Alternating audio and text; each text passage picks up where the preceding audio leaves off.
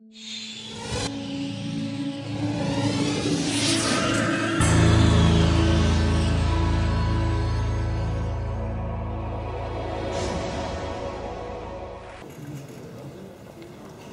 morning, everybody.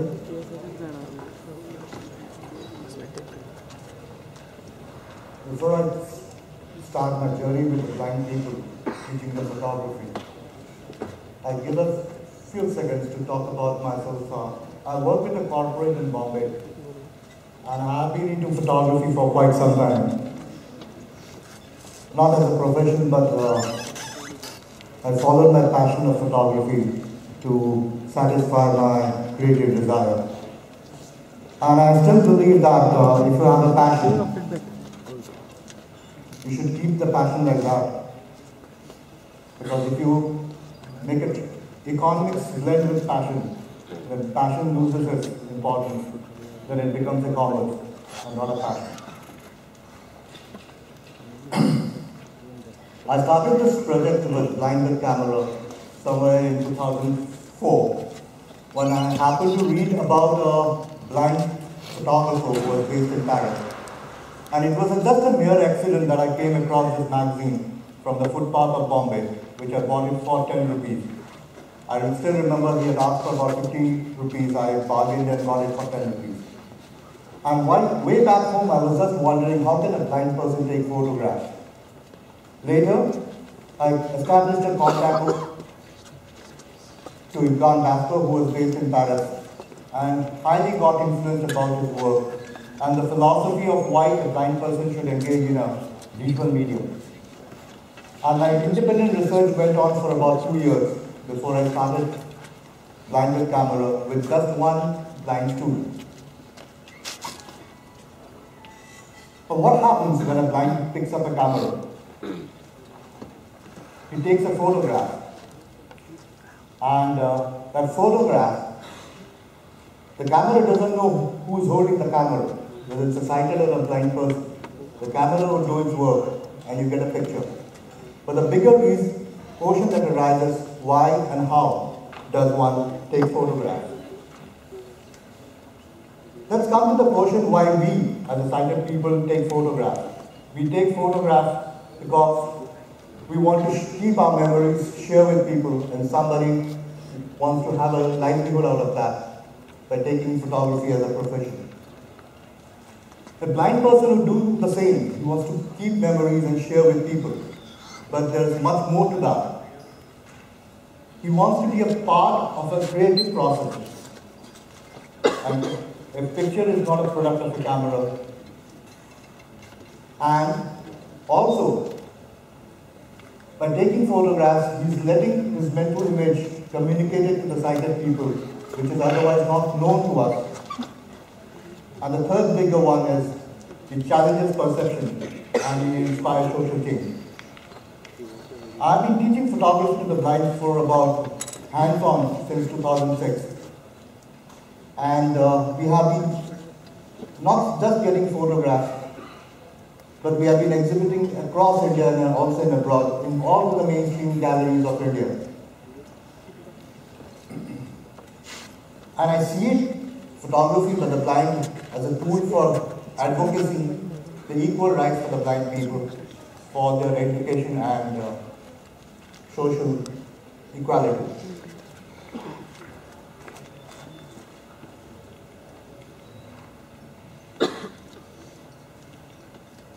Yeah.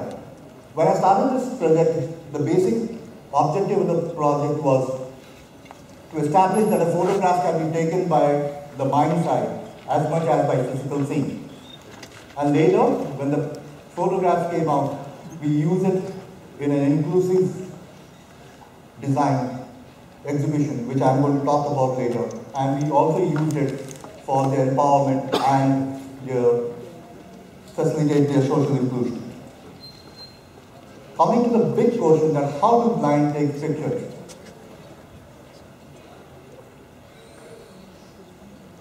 I'll give you an idea. I'm not reading this slide. Like, we have three categories of blind people. One is, the extreme one is the born blind, who have no perception of color, no perception of light. The second category is the late blind. Somebody who is born blind later in their life and has a huge inventory of memories of his sighted life. Somebody, like a child going blind at the age of 2 makes little sense because he is not still able to recognize the visual differences between a chair and a table, maybe a cat and a dog. So somebody going at the age of 2 or maybe earlier blind is not considered as a late blind. And the third category, which is a huge category of blindness, is a low vision. Low vision can be from 40% of sight to 5% of sight. The best way to understand how much the person can see is to give him a newspaper and ask him to read. Because that newspaper is the only piece of paper which has different sizes and different fonts. And the timer is not working. Now I'm going to take you through a couple of photographs where I'm going to explain a few of them, the story behind it, and I have categorized the pictures based on the dominance. Okay, let me come back to this. On the dominance of the use of senses. So somebody who is born blind would primarily use touch and sound, and his cognitive senses, his intuitive senses, the warmth of light. Somebody who is late blind would use the memory of his sight. They will always try to recall the memory and try to relate it to the visual reality. And somebody who is low vision would use his residual sight, we call it as a residual sight, to take a picture. So I'm going to categorize the pictures based on the senses which are predominantly used. So I call it as a finger has eyes. Now this picture is taken by Rahul and he's born blind. I'll just explain you one picture and the rest you can understand on your own. Rahul was asked to, this is a school where Rahul has been studying for years now, so he's very familiar with the space. So getting this picture, Rahul has felt the space when he gets a French door on his left hand side and in the middle of the chair. Now for us, as a sighted person, to take a picture like this, we would go forward, backward, left and right to get the best space, right? Now, how does a blind person does it? He feels the space, he understands what are the objects inside the space, and then he measures the space. Now, while measuring the space,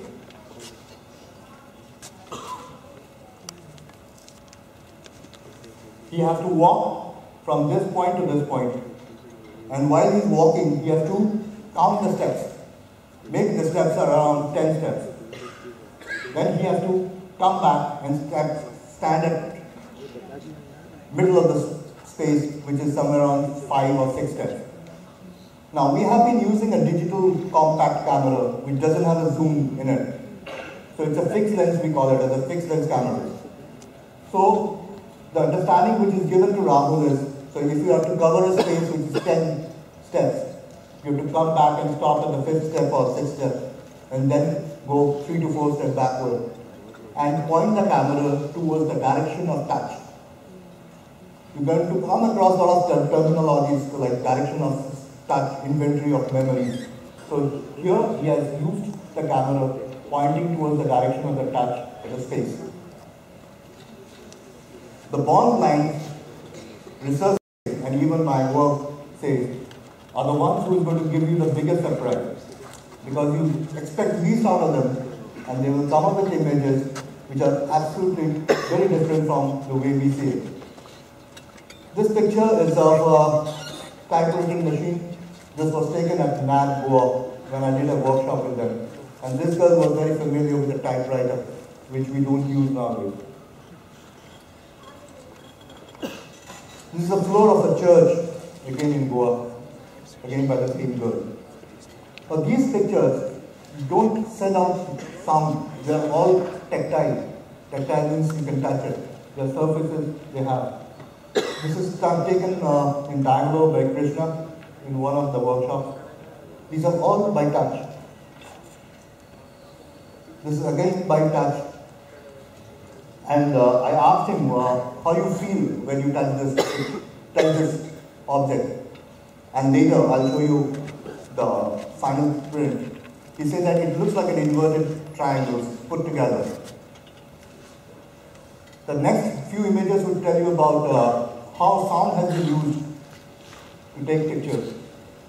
Now, this has been taken by Ravi Thakur in Bandstand in Bombay.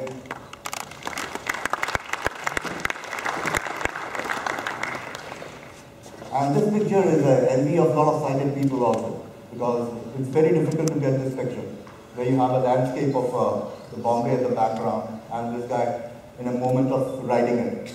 Now, how this picture was, he told me, sir, there's a sound that I can hear from the seaside, but I'm confused that how can somebody cycle on the sea? So I told him, there is a partition which divides the sea and the land, and there's a kid who is riding a bicycle. So Ravi was very excited to shoot this. So I told him there are two options that you can do. One is follow this boy where he's riding the cycle. But if you do that, there are high chances that you're going to miss it, or the picture might come very blurred. The second option, which is a more challenging option, was that you have to run and reach a point before the cycle reaches that point. So he opted for the second option. So he ran to a point and he was standing with his camera and concentrating on the sound which was falling from the left to right. And I told him that when you hear the sound at the highest pitch, that means the cycle is at 90 degrees with you. And that's the point where you can press the button. And he was very lucky to get this picture. Sorry.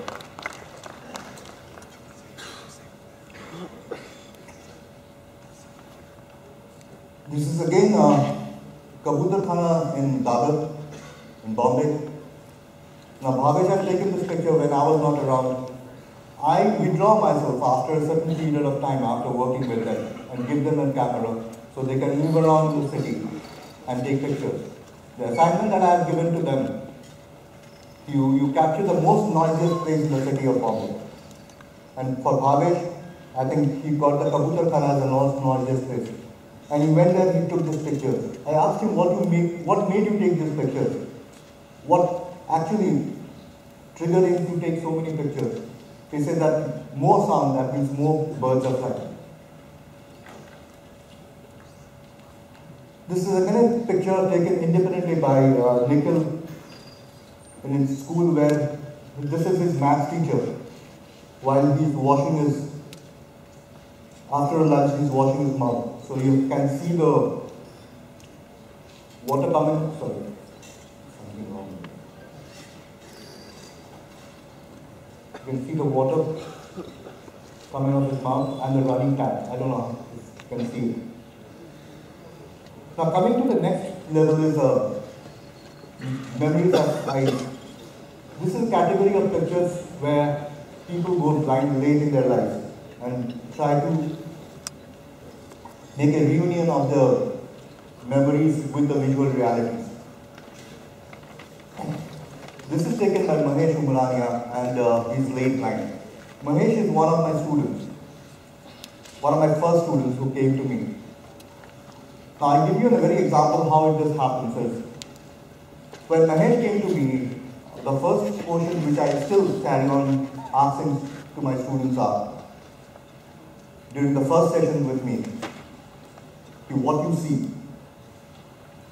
And Mahesh said that I can't see. I said, in both eyes? He said, no. In both eyes I can't see.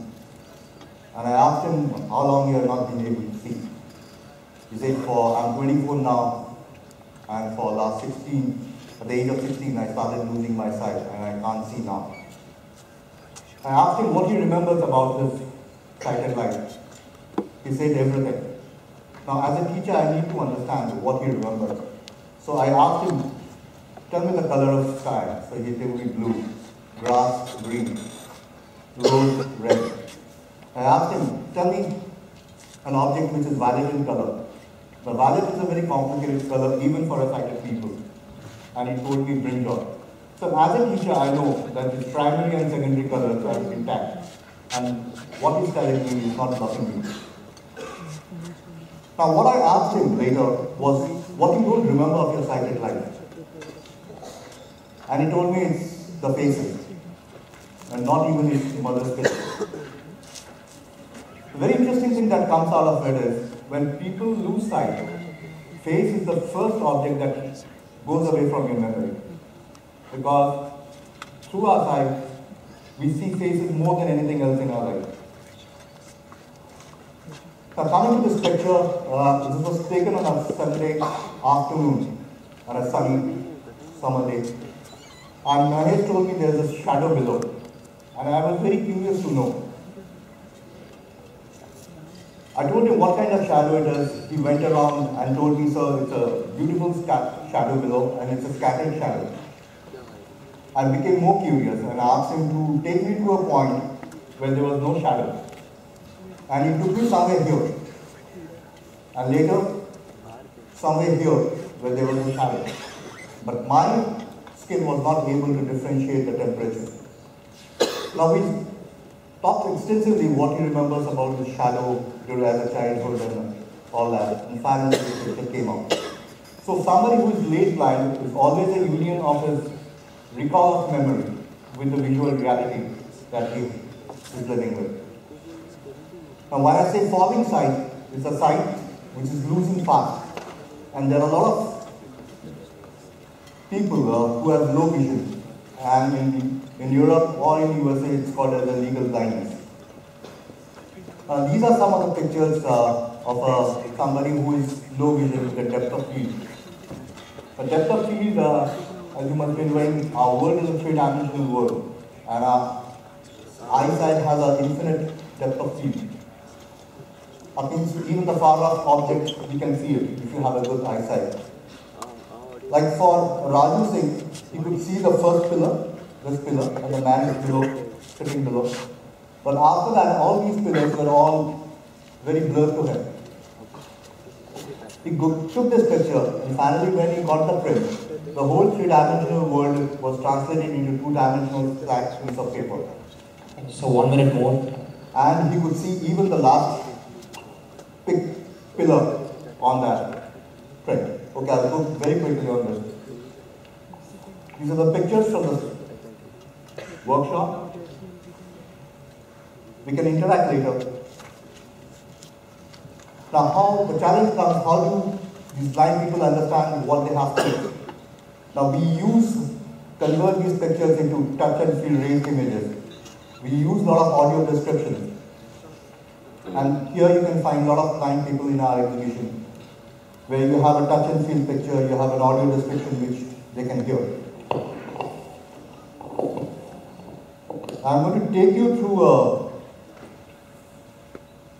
we use sensory photography as a part of our initiative to bridge the gap between the sighted and non-sighted. And we use it as a blindfold photography for the sighted people, where some of my smart blind photographers are students out there.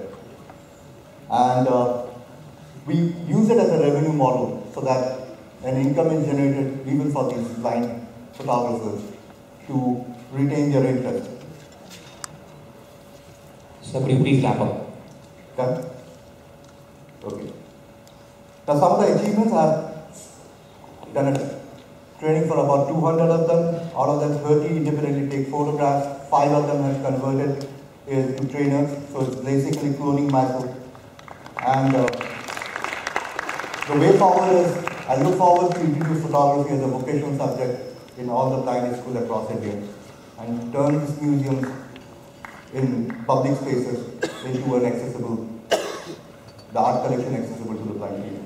I always end by saying that diminished life doesn't mean diminished